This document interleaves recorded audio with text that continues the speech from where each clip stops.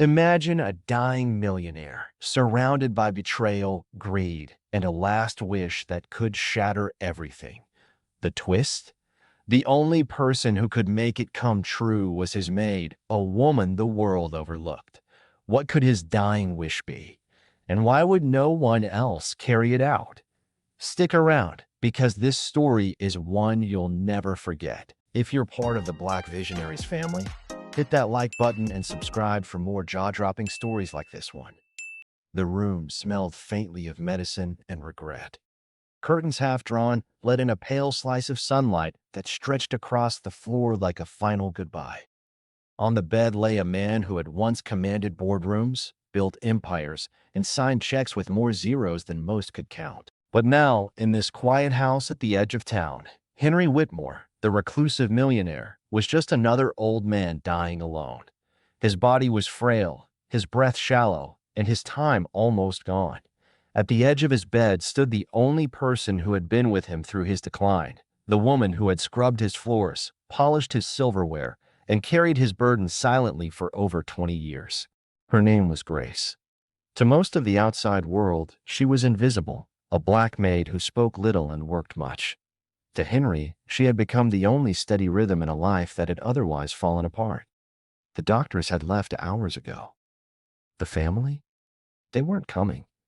They never came. For them, Henry's millions mattered far more than his failing heart, and they were waiting like vultures circling the last breath of prey. Grace knew it. Henry knew it. Perhaps that was why, with the last fragments of his strength, he motioned for Grace to come closer. His eyes, still sharp though clouded with pain, locked onto hers. "Grace," his voice cracked like old wood under strain. She leaned in, her hand trembling as it touched his arm. "Yes, sir. I need you to promise me something no one else will do." The room seemed to tighten around them. Outside, the branches of the old oak scraped against the window as though listening. Grace swallowed hard. She had never heard him speak like this, so desperate, so human. "My family," Henry said, pausing as though the word itself was bitter on his tongue. "They will never honor me. Not the way I want. They'll take everything I've built, sell it, fight over it, and forget me the moment my body grows cold. But you're the only one I trust." Grace felt her knees weaken. She had expected words of gratitude, maybe even a confession of loneliness. But trust? A last wish? She could already feel the weight pressing onto her chest. "What do you want me to do?" she whispered. Henry coughed, his chest rattling. He gripped her hand with surprising strength. "I want you to carry out my last wish. Promise me, Grace. No matter what they say, no matter what they do to stop you, promise me you'll see it through." Her throat tightened. She wanted to say yes, wanted to give him peace in his final hour. But she also knew the reality. She was just a maid, a black woman with no power in a world built to crush people like her. To go against his family, to stand against the tide of greed, would be like standing before a hurricane with nothing but her bare hands. And yet, looking at him, this man who had once been larger than life, now reduced to whispers and bones, she couldn't say no.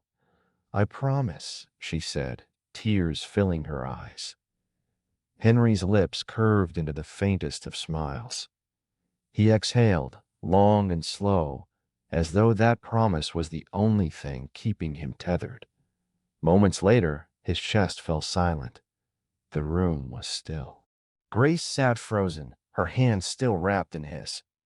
The world had shifted in a single heartbeat. She was no longer just a maid. She was now the bearer of a dying man's final wish.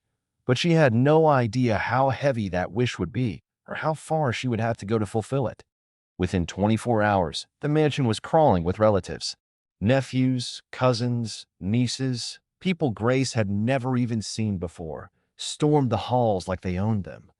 Their voices carried through the marble corridors, already arguing over what should be theirs. Grace moved like a shadow among them, ignored and dismissed, just as she had been for 2 decades. But when the lawyer arrived, everything changed. The will was read in that oak-paneled study where Henry had once negotiated million-dollar deals. His family leaned forward, greedy eyes glinting, expecting to hear their names tied to riches. But the moment the lawyer cleared his throat and read Henry's words, the room erupted. Henry had left instructions. Not money, not property, not a single piece of gold would go to his family until his final wish was carried out. And the person responsible for that? Grace. The room went silent, then exploded with outrage. A maid? One cousin shouted. This is a joke, another sneered. They hurled insults at her, spat words like nobody, servant, nothing. Grace kept her head low, but inside her heart pounded. She had promised him. She would not back down. The wish was simple, yet impossible in the eyes of his family. Henry wanted his entire fortune to go toward building a free school for underprivileged children in the very town where he had grown up poor himself. A place where no child would be turned away because of the color of their skin or the weight of their parents' pocket. But the family had other plans. They filed lawsuits, blocked permits, and dragged Grace's name through the mud.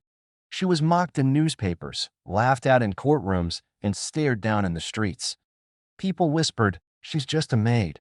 She'll never win." Yet every night, Grace would sit by the fire in the empty mansion, clutching the rosary Henry had given her years before, whispering to herself, "I promised him.